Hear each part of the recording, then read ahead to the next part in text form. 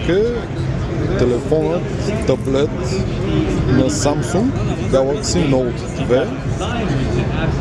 Този телефон е от доста време вече на пазара.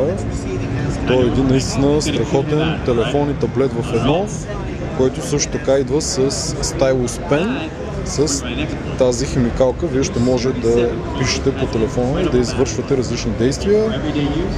Телефонът е с огромен 5,5 инчов екран.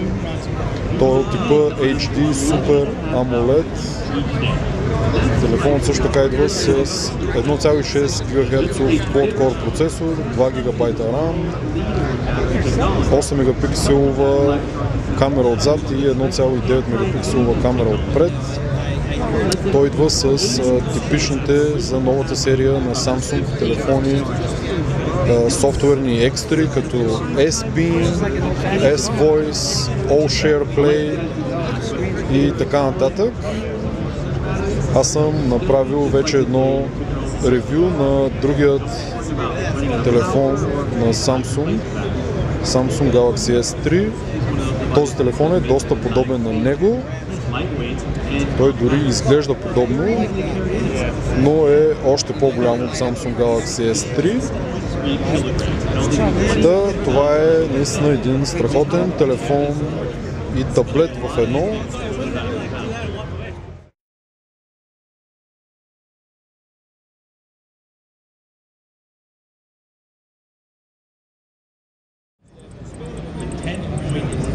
Както знаете, на Galaxy Note 2, както и на предният модел Galaxy Note, вие ще можете да правите много лесно записки с Stylus химикалката.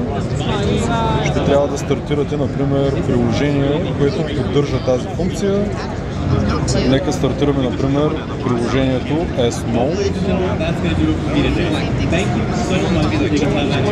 И ето така, по този начин вие ще може много лесно да напишете каквото си поискате с Stylus химикалката.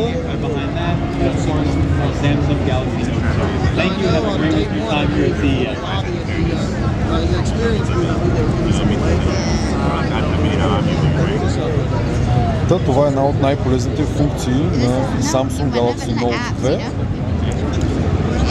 Това беше всичко, което исках да ви покажа. Ако вие сте човек, който харесвате функционалността на този телефон и таблет в едно, аз определено ви го препоръчвам. Това беше превюто на Samsung Galaxy Note 2.